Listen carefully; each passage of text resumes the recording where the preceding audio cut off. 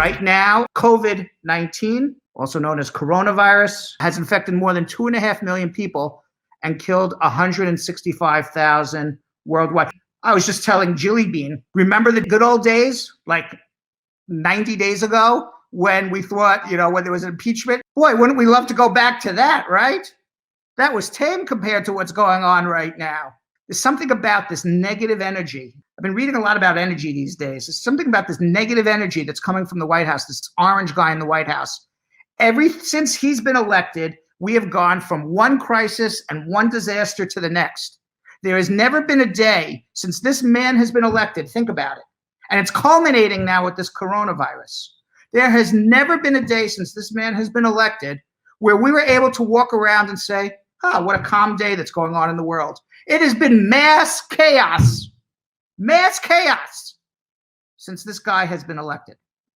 I'm not saying he caused the coronavirus. I'm just saying there's been a lot of negative energy in this world since this man has been elected. Meanwhile, Governor Cuomo, he's recommending, and I agree with this, he's recommending a 50% hazard pay for frontline workers as the death toll, at least in New York, is on the downward spiral, on the downward curve. We had less than 500 people die in New York yesterday. Now that's 500 too many people, but it's better than the 700 that was happening just a couple of days ago. I don't know how we're going to pay this 50% hazard pay, additional hazard pay. So they want time and a half, basically, for each hour a frontline worker is working. And I agree with that 100%. How is this all going to be paid? I have no idea. But generally, yes, I agree with it. Now, New York City, de Blasio, if you live in Manhattan, every Sunday on Fifth Avenue, there's a parade over the summer. Whether it's, it starts with St. Patrick's, then there's Puerto Rican Day, Dominican Day. Almost every group has a day that they parade down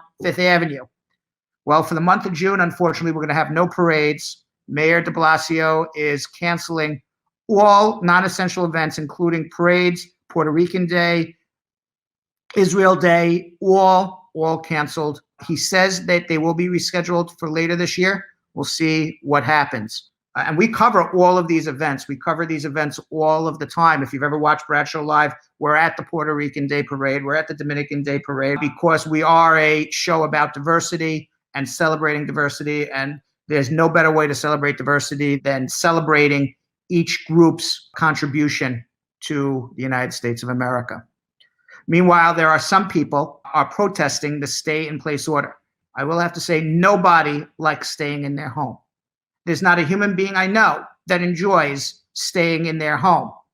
But carrying signs and not social distancing and screaming and yelling, freedom over fear, shut down the shutdown, that's not helping anybody. All it's doing is causing us to stay home longer because you are all not social distancing and you are all causing more misery. We all agree with you in concept. Nobody wants to stay home. We all want to go back to work. But we want to go back to work and have a freedom from fear of getting infected by you. You, the person who is protesting and not social distancing. In Denver, healthcare workers actually stood in opposition to protesters who demanded a stay-at-home order.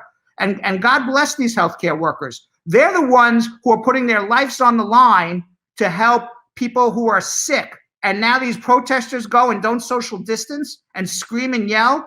They're the ones who are going to be sick. They're the ones who these healthcare workers now have to put their life on the line. So I find it to be extraordinarily selfish, these protesters. Donald Trump, for political reasons, because everything with Trump is political. Donald Trump, for political reasons, is encouraging these protests because he has to make sure that he gets reelected again. And he does not get reelected again unless people in Michigan, Ohio, Kentucky, Minnesota, North Carolina, Utah, Colorado, Washington State, unless they all come out, all of these very right-wing Republicans come out, get out to vote for right-wing Republicans to push those states over the top for Trump. So he needs those people. If he loses those people, he loses the election. So he's saying to himself, you know what? I know if I don't get elected, the Democrats are going to investigate the hell out of me. I'm going to end up going to jail, perhaps. So the last thing I want to do is go to jail. So you know what? More people die of corona. So what? I have to be president again for another 4 years. Absolutely what must be going through this man's mind right now.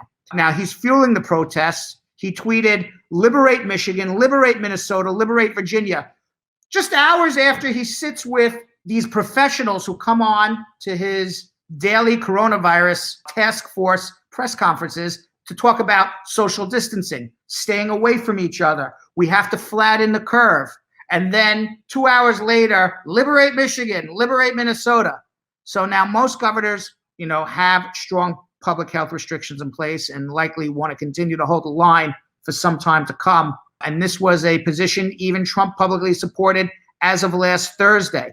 Then over the weekend, he started making some political calculations and started tweeting, "Liberate the states." So these liberate the states, that gave the okay for these protesters to come out and protest in capitals and protest next to each other and not social distance. And you want to know what's going to happen? It is now causing us, I guarantee you, to now be quarantined longer. They are actually causing more problems than helping.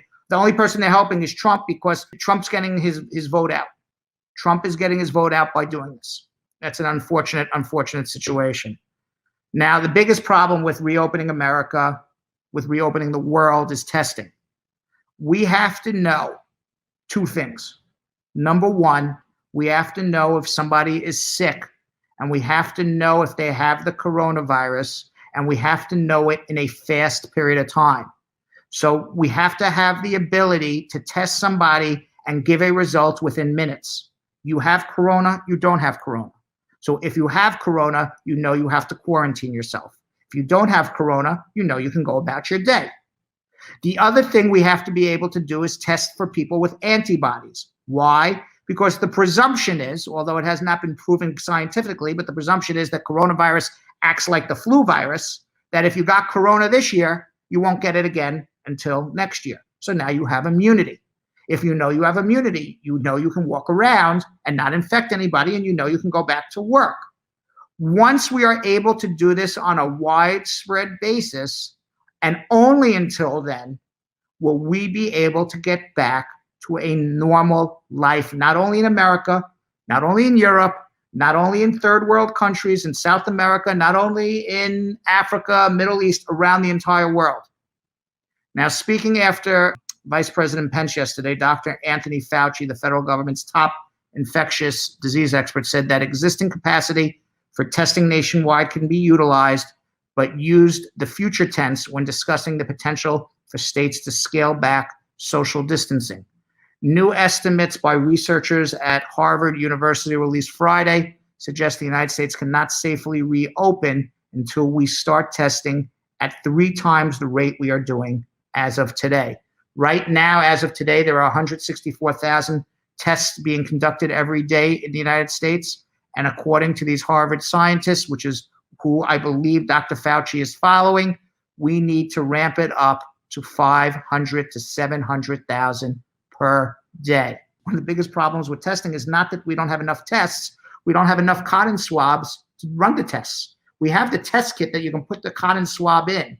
We don't have the cotton swabs. So yesterday, Donald Trump announced that he plans to use the Defense Production Act to increase the nation's swab production by at least 20 million per month. When will that happen? When will that 20 million per month happen? I don't know. But as soon as it does happen, and as soon as they ramp up the tests, that's when we will get out of our homes. That's when we will get out of our apartments. Protesting on the steps of Capitol Hill is not helping. It is hurting. And trust me, you protesters, we all want out. We all want out. Meanwhile, one of the consequences of all of this stay-at-home stuff, quarantining, is that the environment's getting better because nobody's burning any fuel. Nobody's burning any oil. Well, there's so much oil now on the market that oil companies are now paralyzed because they have nowhere to store the oil anymore. They have run out of places in which to store oil. They pump it out of the ground and they have nowhere to put it. It is at such a point now that as of today, for the first time in history, to buy oil is -0. Negative as of today. Do you know what that means? That means the oil companies and the crude producers who are pumping the oil out of the ground are not taking 1 penny to give the oil away. They are actually giving it to you, or whoever's buying it, and will give you money to take it from them because there's such a glut, they have nowhere to store this oil. Can you imagine the day when oil companies are paying people to, here, take my crude oil, and here's a check for you as well. Thank you for taking it off my hands. That's literally what's happening today in our economy. So U.S. policymakers, they've for decades have focused their policies on ensuring oil supply shocks that damage the U.S. economy, like the 1970s. If anybody was around in the 1970s, I was a child at the time. I remember there was an oil shortage because that's when OPEC was formed, and people with the number 1 on their car license plate had to go buy gas Monday, Wednesday, Friday. And if you had an even number, it was Tuesday, Thursday, Saturday. Sunday, nobody could buy gas. And they created this national reserve to backstop. Now we have more gas than anybody ever thought in a million years. And it's now a problem when we are selling oil for negative dollars. The other problem that we're having right now, which is a problem that was caused by the Trump administration, is how they administered this Paycheck Protection Program. This was a program that was put into place to help small businesses pay their employees. Well, what's happened is that the banks, they're only making money from these loans if they're doing the $10 million loan. If they're doing a $500,000 loan or a $1 million loan, they're not making any money. Now, the loans are based on the number of employees in a business. So who's getting the loans? The biggest companies in America are getting the loans. Who got screwed from getting loans? All the small mom and pop shops. So this Paycheck Protection Program was a big fraud as far as protecting Main Street. Because when it was passed, they said, we're going to protect Main Street. But instead, they protected the fat cats. The companies with the biggest payrolls got the money. As a result, today, Chase Bank, Wells Fargo Bank have been sued. They've been sued because they were basically not taking any loans from small companies. It was supposed to be done on a first come, first served basis. And the loans that were taken from the small companies were not submitted to the SBA. The only loans that were submitted were huge company loans, including the Potbelly Sandwich Shop, Shake Shack, Taco Cabana, Fiesta Restaurant Group, Kura Sushi, Ruth Chris Steakhouse, J. Alexander's Restaurant Chain, Hallador Energy. All of these companies got $10 million loans. The mom and pop stores, they got nothing. So now Shake Shack, when they realize that this happened, at least give Shake Shack a little bravo, because they are now returning the money. The reason they are returning the money is because they have $100 million in the bank. They don't need Paycheck Protection Program. Who needs it? The small mom and pop companies that don't have enough money in the bank to deal with their payroll on a day-to-day basis.